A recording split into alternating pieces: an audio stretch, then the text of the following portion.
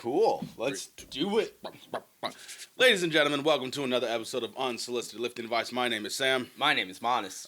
Thank you for joining us again this week. We hope everyone is having an excellent time. We are having good times ourselves. So we're going to share good tidings and great joy for all the peeps. Is we're it gonna Christmas already? Easter's almost. So yeah, There we go. same religion. So we are going to be doing a little bit of a check-in, a real one, because we've done a lot of, hey, here's anywhere from 1 to like maybe 3 minutes on how whatever one of us had come up at the start of an episode, and then we'll dig into it. But pretty much exactly 3 months ago, we recorded our episode where we laid out, hey, here's our plan for the year. Yeah. We went over our year-long goals, and we went over our Freedom Week goals. Again, for the uninitiated, for listeners who didn't happen to listen to the particular episode that we explained this, Freedom Week is July 4th, which is also pretty much exactly 6 weeks after the start of the year. So it's a phenomenal 6 months. What did I say? Weeks. Oh, there we go. six months after the start of the year. And so right now is just about exactly the halfway point. Yeah, just about halfway. We said what we wanted to do. So let's go over them. Let's see how we're doing on these goals, what we're adjusting, and really where we're also not adjusting. Yeah. Because it's a little bit of both for each of us. Yeah.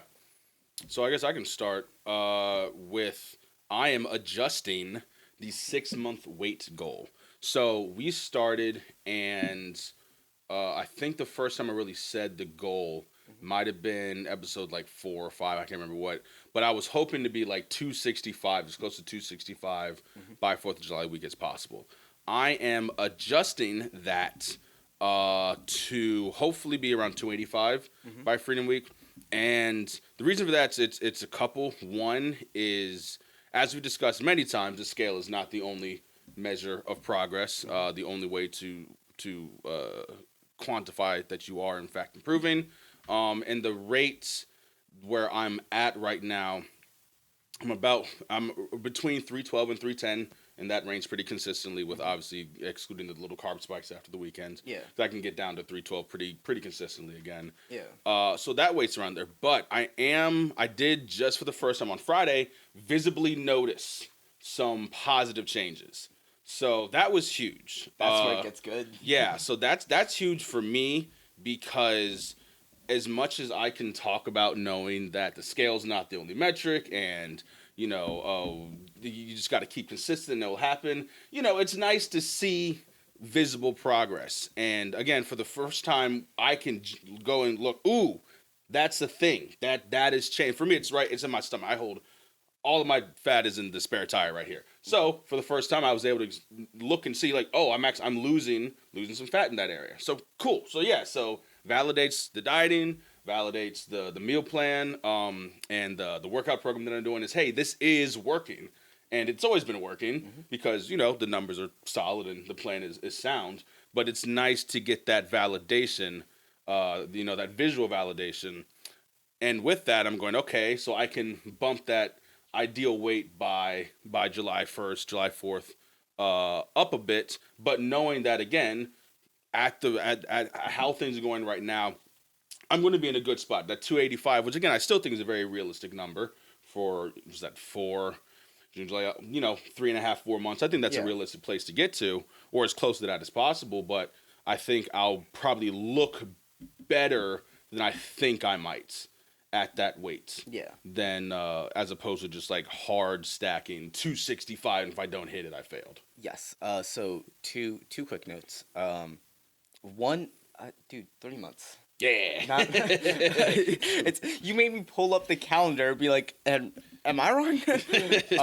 Because, as we went over last episode, I can be wrong. And the last time I tried fact checking you, I was wrong. Two, also, like, with 265, I think that was a number where, because we talked about that too, and I also was like, yeah, like, that's definitely 100% sold. But it was a couple weeks later when we sat down and we were doing math on, hey, let's just estimate what we think your lean body mass is. Yeah. You know, and then at that point, that's when I didn't really say anything, but that's when in my mind I was like, 265's low. Yeah. Like that is going to be one lean Yeah. mean. But I was like, I'm not going to tell you to change your goals. Yeah. And with 285, like I guess where I'm trying to get with this is I agree. Like I think you are going to look phenomenal at that. Yeah. Especially considering like for like an audio listener it may be, oh, but like it's 20 extra pounds, and it's like you need to understand like his 265 would have been like pro athlete levels of leanness. Like and what, so like those like 12 to 11 or something in that range. I think like 15 Yeah. for 265. Yeah. So 285 is still lean. Yeah. And like we went over the episode with Jamie, finding out like 17% body fat is the top 5% Yeah. in the country, which is that statistic deserves an episode to itself. But I guess just responding to that first thing that you were saying, I think that it's a good appropriate adjustment. Yeah. I think dude, congratulations on seeing the visible progress. That's where the fun starts. Yeah. And yeah, I can't wait to be going into Freedom Week with you. Yeah. Yeah. It's it didn't take as much like mental like, oh, I'm bumping, I'm not as light as I would like to be by that point, cuz again, just going through the process and seeing the way that I've been sustainable with dieting and everything's working positively. It's like, okay, that number, and again, that number isn't the end all be all. Yeah, that's helped a lot. The number comes with a lot of context. Yeah.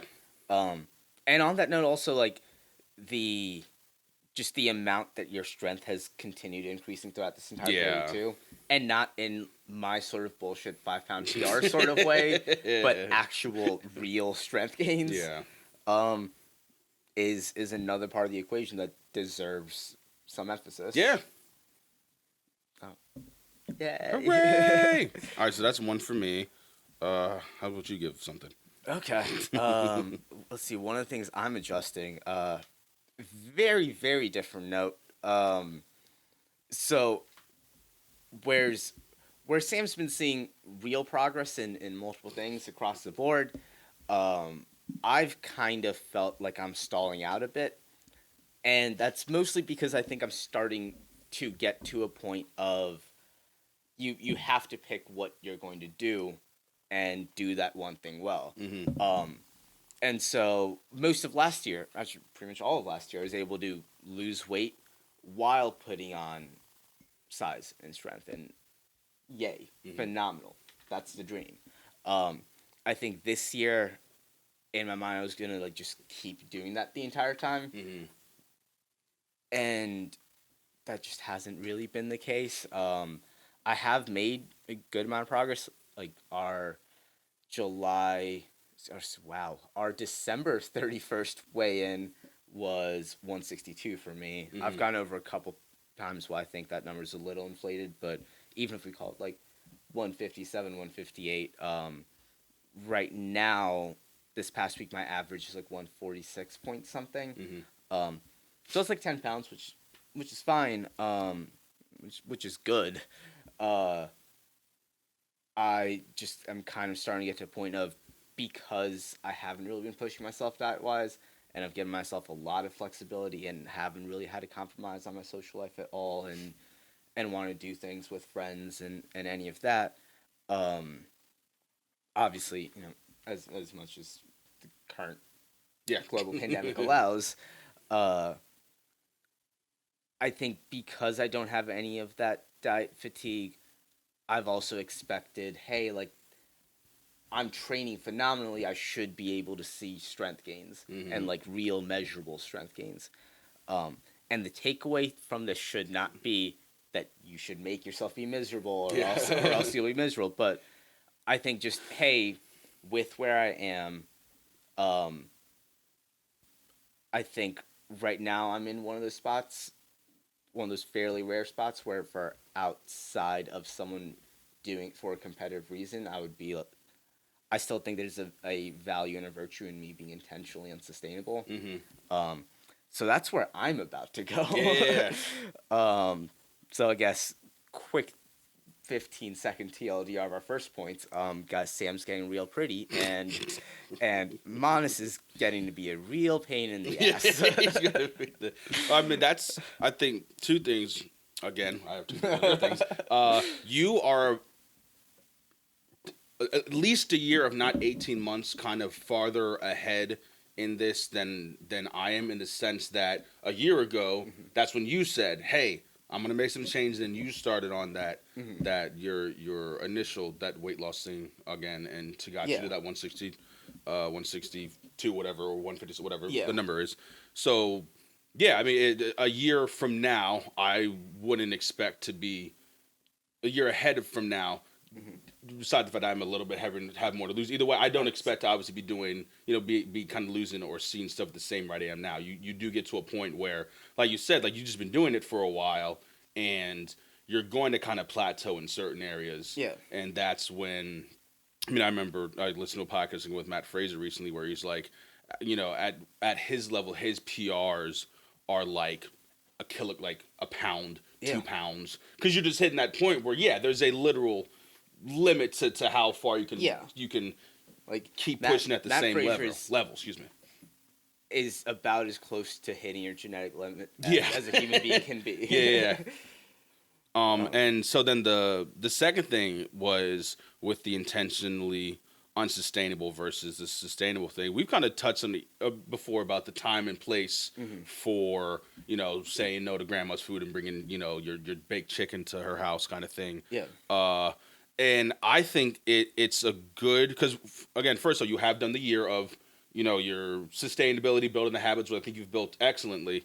I think Thank it you. will be good. You're welcome. I think it will be good for you to kind of dry run that unsustainability for some time before whenever you step on stage, whether that's next year or two, whatever that time frame is. Yeah. I think it'll be really good for you mentally to be able to go through that.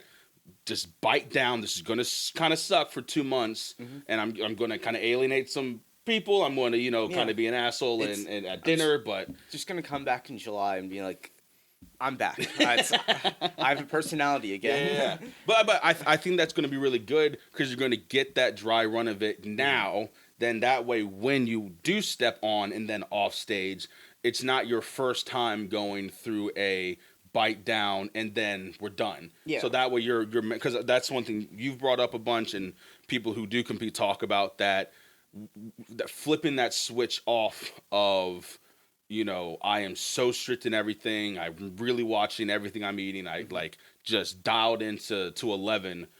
Switching that off can be hard. So I think this will be a good opportunity for you to dry run this without obviously there's no competition. You're not stepping on stage, and you're not going to have that added pressure of let's say it doesn't go the way you want it to. It's not like this will be your first time having to turn off the dial up to 11 to go back to a sustainable eating, if in this case an eating pattern. Yeah. Which I very literally could not have said that better. I say words good. Yes, you do. I think that's part of my intention behind it. There's two things where I think this will do very tangible benefits. One, even with me talking about, I haven't really had to compromise on anything, I've still got the dial at like a 7 or an 8, where, okay, I'm still tracking calories and really seeing, not macros, tracking calories and protein just about every day, and fiber.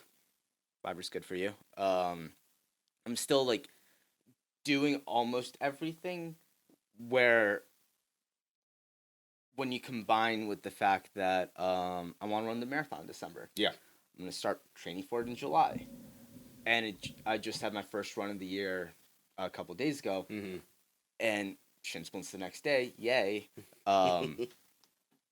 Which now it's day after and they're gone, so it wasn't realistically speaking that bad, but I did kind of have that. Okay, I definitely really should start getting in some runs now. So when it's time to start doing training for this, we're not spending 2 months just building that basic endurance back up. Yeah. Um, and so that means if I'm doing cardio on top of everything anyway, and increase NEAT because working again On your and feet, yeah, 8 hours straight. yeah. So between those two things anyway, I'm like, okay, like I won't even really have to drop calories that much. Just maybe a bit, maybe not. Like kind of give myself a little bit of freedom to set my calories based on how intense I expect this next week to be. I definitely think I'm gonna be a lot more forgiving of not hitting strength goals Yeah. when I'm going more intense into the caloric deficit. Kind of just start focusing more on form work, maybe some mobility. Yeah. Again, just try to get those fundamentals really ironed out so in July we can hit the ground running there as well. Yeah. And then, yeah, the thing you were saying with contest prep, obviously I'm not getting that lean, and there is a big part of from what I understand, while part of that comes from just the caloric deficit and a lack of energy there, another part just comes from hormones being messed up when you're that lean. I'm not going to get to experience that second part, but this is still at least as close to the real thing as you can get without actually doing the real thing. Yeah. And also, if I really do want to get out of a deficit in July and not do that again for the rest of the year, unless I crank it up, I'm going to be unhappy with where I finished this year. Yeah. Because that's a goal that I didn't hit. So I think with just all of that, it ends up lining up to, hey guys, I'm sorry. I'm saying this now. Watch me look back in a month and really regret it. I still think overall I'll be fine. I just definitely know there's probably gonna be some points where I'm a little bit quicker to a snap little to somebody. snappier. Yeah, nah, totally fine. I'll do one small little diet thing to kind of move on to training. I found, and this is a major diet key. Shout out DJ Khaled.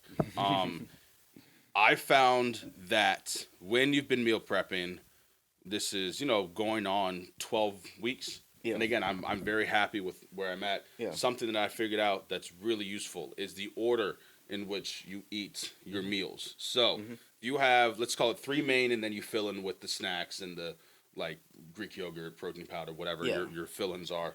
If you have 3 main meals, I have found the best order for diet adherence for me is first meal is your second favorite one. So for me, that is my ground turkey, white potatoes, and a little bit of cheese, a little bit of sauce. Okay. That's my first meal. So I'll eat that at anywhere from 4 to 6 a.m. depending on kind of where my training's at. Yeah. Second meal is your least favorite meal. So for me, that is the chicken and rice. Baked chicken and rice, which again, and that's only because of my 3 big ones. That's my least favorite one. And when I'm at work, I can get a salad from work and just like all the leafy greens I need, a little bit of ranch, throw it on top. Like I get the little packet, like a little packet like that. Yeah, I'm making a packet size for the audio listeners. Throw that in, shake it up, boom, chicken, rice, greens, and then I'll get like fruit and stuff there too. Yeah. And then finish the day with your favorite meal. Now this helps me for a couple reasons. One, I guess really it's mainly one reason. I can look forward to that and still be on track. So if I started the day with my favorite meal, cool. That okay, started the day with a favorite one. Yeah. But then by meal 3, even if it's like my second favorite one, it can be like, all right, that increases my temptation to stop at Wingstop on the way home or pull a McDonald's on the way home. But if I'm driving home and I know, I got my salmon and eggs when I get home, cool. Like that just satisfies like that craving thing. It's like, I don't need to get fries or wings. I got my favorite meal when I get home. So that is a diet key for anyone who is struggling. Try it out. Switch with the order of meals and just see if that alone can boost your adherence to your meal prep. Excuse me. So with me personally, I don't always have 3 meals. Yeah.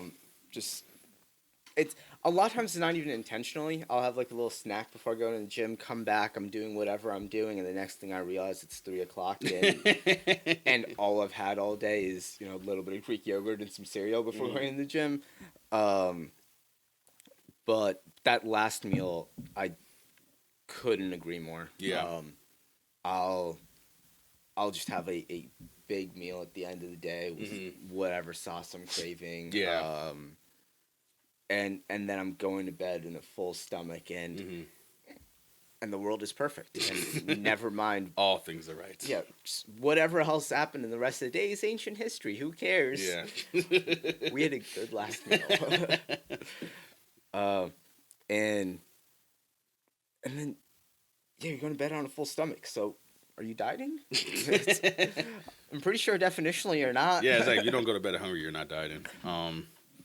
So switching a little bit to training, I like where my weight training's at right now, the program, which is really kind of really self-imposed. I'm doing my compound lifts, five sets, 5 reps. Just trying to just kind of keep consistently hitting some heavy weight to keep that heavyweight memory, and then doing volume with everything else to swole up, so to speak. I did send my uncle, who is a certified Olympic weightlifting coach, a video of me deadlifting. He's like, hey, this isn't really my specialty. Let me throw it to some powerlifting folks I know. Yeah. Gave me some good pointers on my deadlift form, so we're going to tighten that up. Shout out Uncle Andy. Appreciate you. He might be the Texas listener. I'm not actually sure. But if you are, hello. But got some good pointers on the deadlift. Again, happy with where that is now, and I'm excited. I'm probably going to lift on Tuesday, do back on Tuesday, hit that then.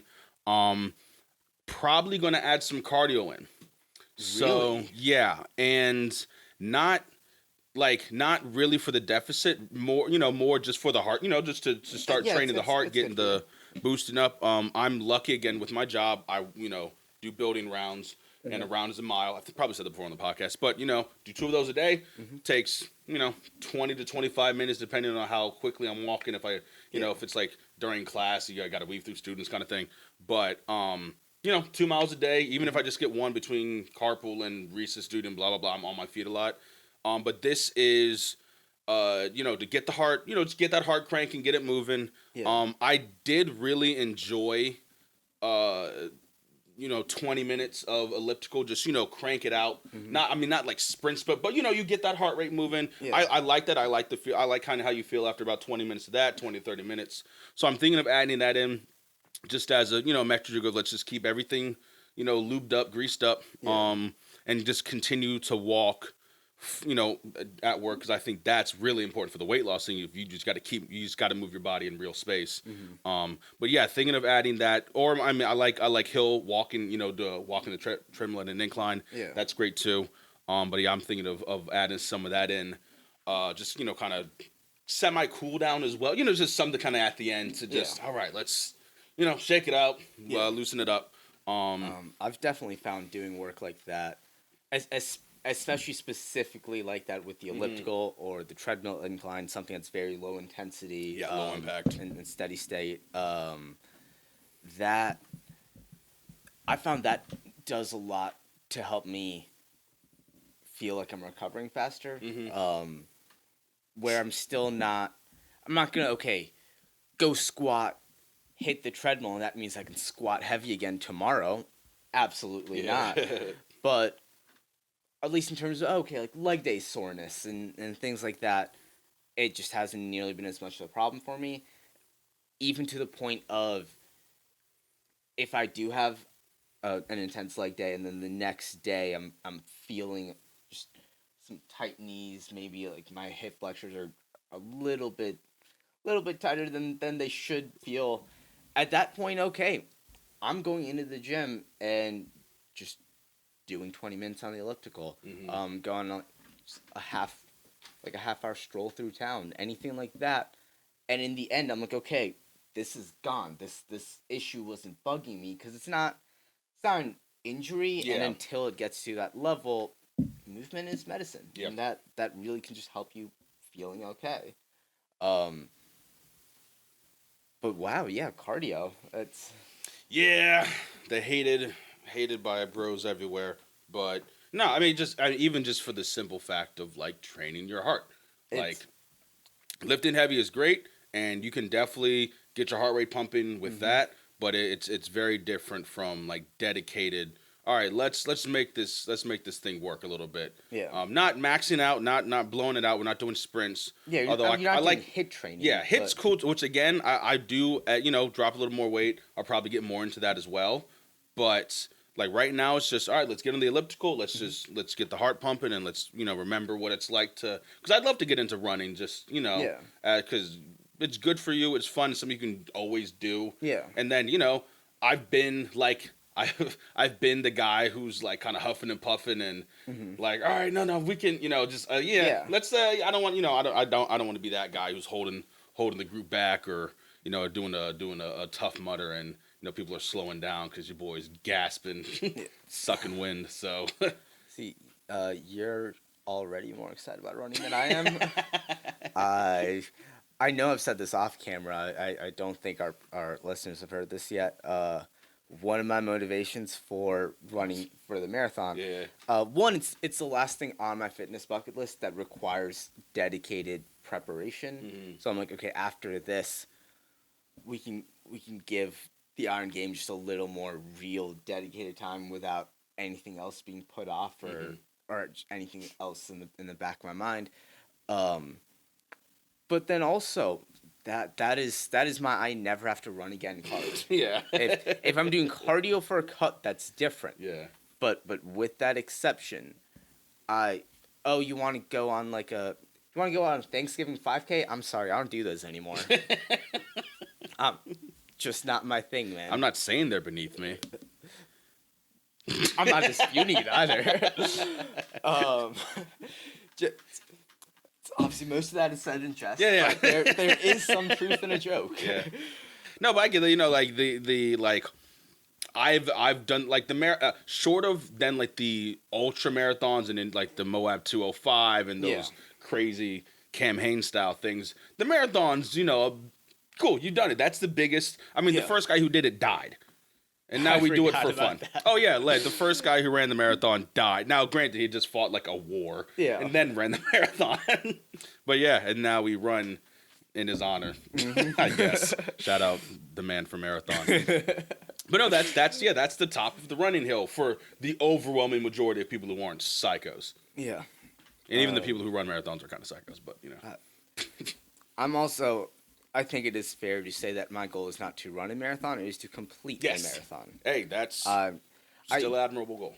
I think realistically I could, like by the end of this year with the sort of training I have planned, actually like start running and not stop for a half. Yeah. And there's definitely enough time left in the year that if this was my thing and I'm like I'm gonna run a marathon this year, there's definitely enough time to make it happen. Yeah. Last year I ran a marathon across like 5 or 6 days. Yeah. And obviously those aren't nearly the same thing, but okay, now I have an entire year to work on it. Mm-hmm. That said, it's not my main thing. Yeah. It's just not. This is like a fun bucket list thing, and in the end, if it comes down to, and obviously there's realistically no way it does, but theoretically, if it came down to, hey man, you can hit this deadlift or you can go run the marathon, I'm staying and I'm getting on a platform. Yeah. Because priorities. Yeah. My top cardio goals would be the Spartan races, just because I like the medals they give you. They're so much fun. Yeah, I did. I did a so Tough Mudder sophomore year with zero training. Just like I'm athletic enough, and finished it. Did it with 3 other dudes. Had a great time, but I mean, just went out and did it. Yeah. But yeah, I want to do this. I just like the medals. That's really it. I just want just the 3, just like the 5K one, the 10, and then the Spartan trifecta. Yeah, that. They all fit together. I just want medals. That's it. Just give me shiny things. That's my whole goal. To get back into cardio, but even just like general health and wellness, but also just like you want to go for hikes. Yeah, let's go for a hike, and you're not like, so how was your day?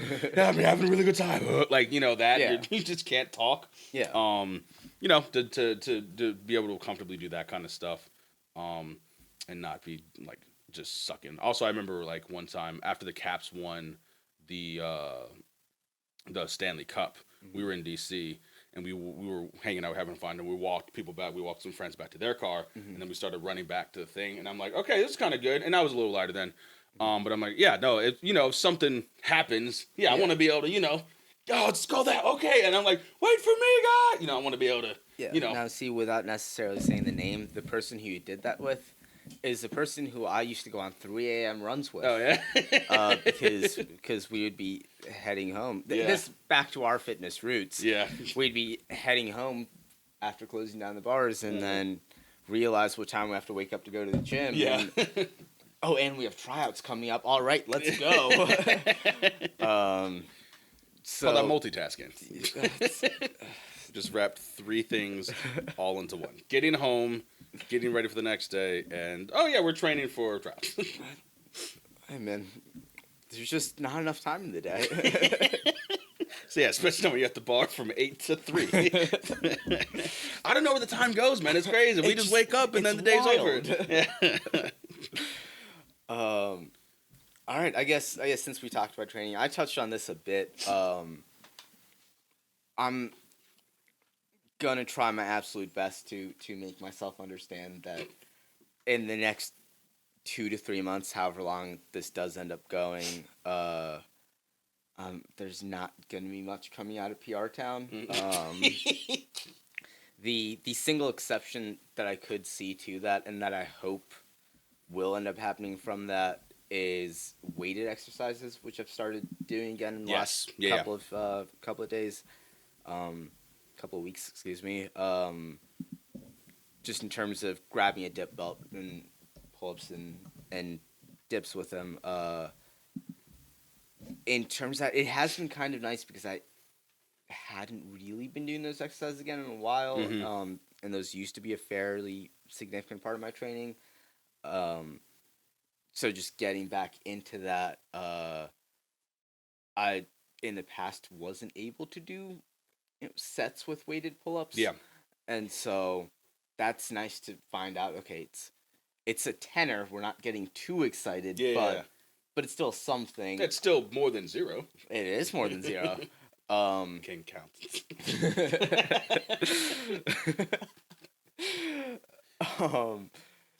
But okay, like, hey, if I'm right now with dips, I can do 25 with proper form. Maybe just a little excited at the get-go, and so the weight starts flailing around. Yeah. But all right, let's slow it down, get control over that, and we'll go.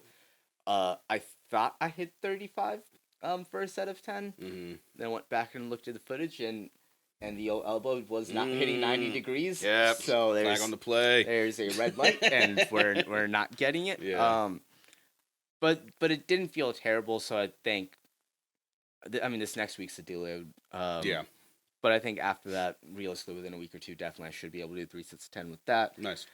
And then, well, if I'm doing it with 35, and then I drop 10 pounds, maybe I can just add the 10 pounds on there.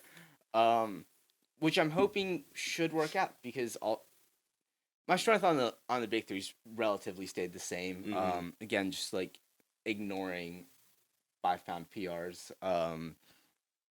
And so at that point, okay, well, if this strength has stayed the same as I've continued to drop weight so far, in this sort of an exercise, that would be my strength staying exactly the same. They're lifting the same amount of weight. There's just more hanging off of me because there's less on me. Yes. And I'm really hoping that works out, because then I don't have to deal with the reality that you can't always hit PRs in a caloric deficit. That's going to be a problem for next cut models. Yeah. But for in terms of the real lifts, oh wow, I'm gonna regret that language. The big 3. Thank you. In terms of the big 3, just I think I'm gonna start doing sets of kind of like more traditional power builder training. Yeah. So sets of 3 to 5 on those. Not worrying about really pushing the intensity to the absolute max. Just Mhm. okay, let's make sure the form is dialed in. Yeah. If the form's off, it doesn't count. And then just try to be in a good place where I'm moving the weight around properly in the way I should, Mhm. holding on to heavy weight as well as I can, and hopefully just set a good foundation to then get into July and get into caloric surplus and Yeah. start working for those year-long strength goals that Mhm. I'm just pushing aside for the first half of the year.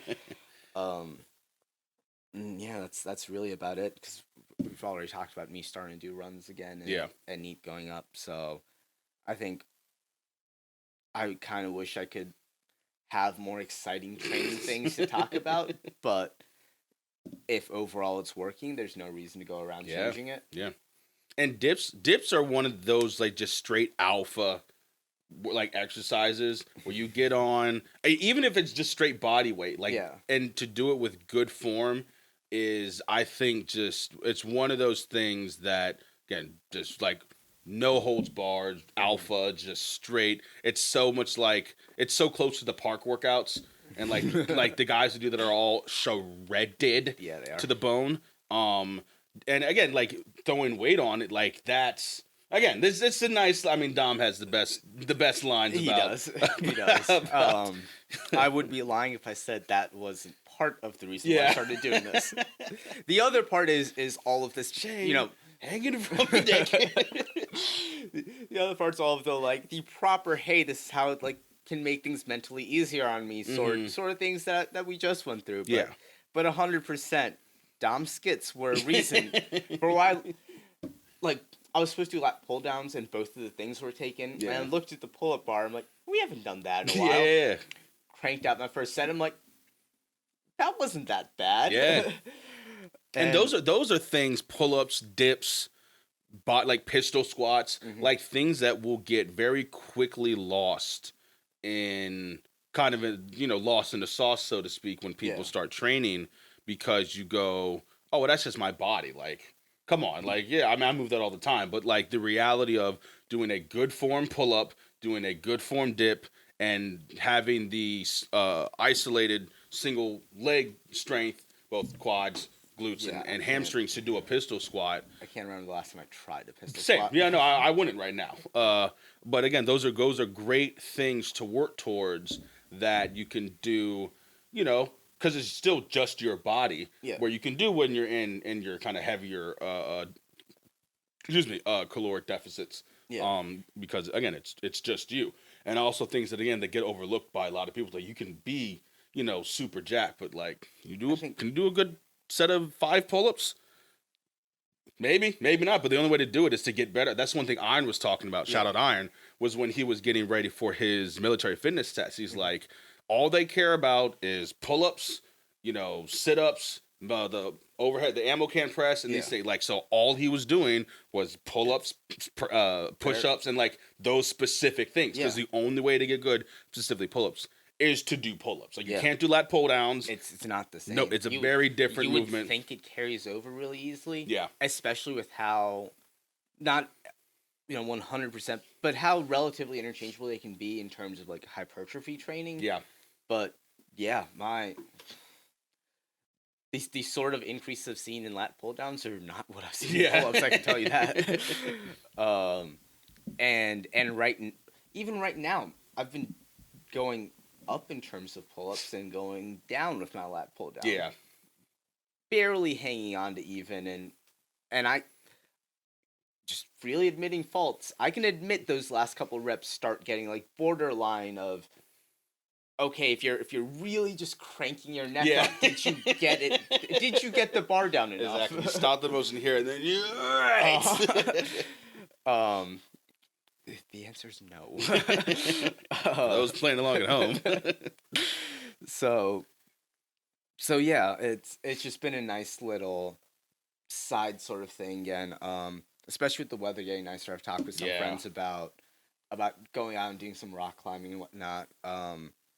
You got paid to do that for years, and now haven't done it in years.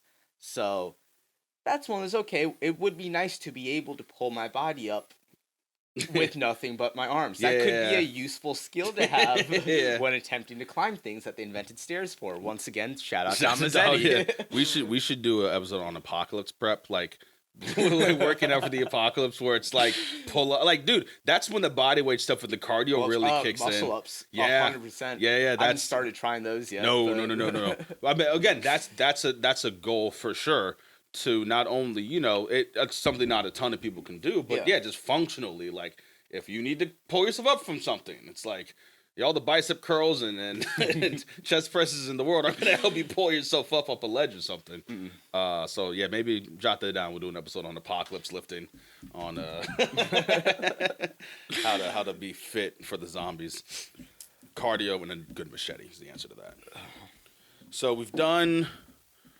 We're looking at our notes, folks. Looking through, I think we've touched on just about everything we wanted to. Yeah. See, I was not the full picture. Meal prep. Oh, hydration. Quickly, drink your water, dude. Like now the trade off is you are going to be peeing constantly. While you adjust. Yeah, and even then, okay, you're gonna pee more than you used to because you used to be dehydrated. That is not. You're not supposed to be peeing as little as you did. Yeah. So okay, that's the excellent qualifier that needs to be said with peeing constantly. But like, just drink your water. I mean, this past week I went from like 316 to 314 to 312 in 2 days because I just started drinking like the appropriate amount of water. It's like, oh yeah. No, and again, shout out to Matthew Fraser. You said it well.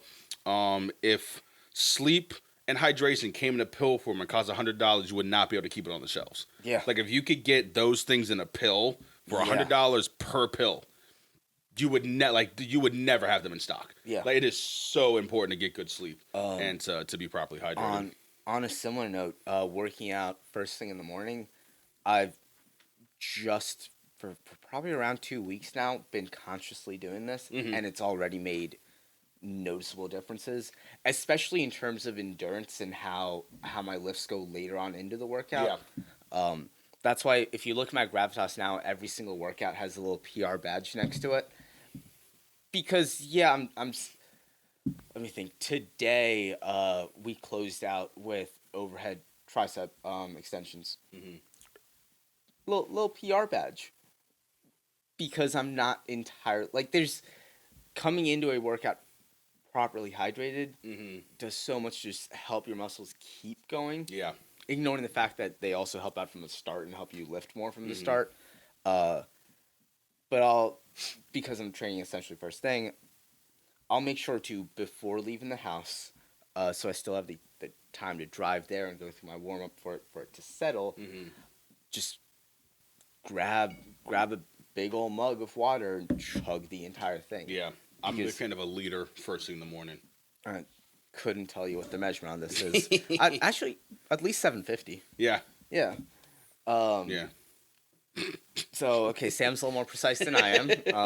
But just chug it and go. Yeah. And the first week, you're going to be into your first set.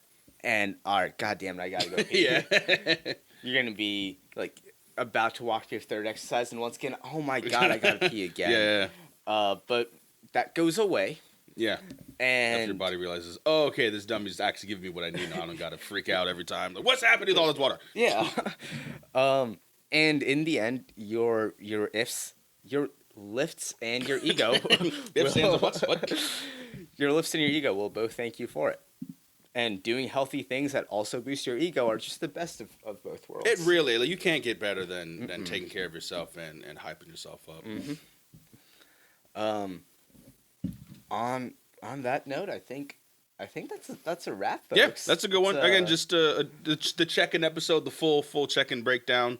You get to hear about some of what we do well and some of what we don't. Yep. I'm sure we'll do one of these right around the end of Freedom Week. Yeah, or maybe right before, maybe how we're maybe feeling right into it. Yeah. Well, that's what I meant. Since that would be our theme. Yeah. That's the 6 months. That's what we laid out as here's where we want to be. Done the halfway check-in. Back then you had to lay out real detailed plans. This time, not quite as in depth because there's no reason to just continue to give you all of the same exact information.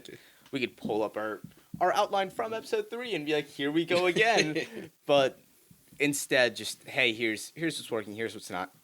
Go a little bit in depth into what we're changing and why, and we'll come on back to tell you how we did. Yeah. So report card incoming 3 months. Yep, we're doing the quarter period. No trimesters, no semesters. Absolutely not.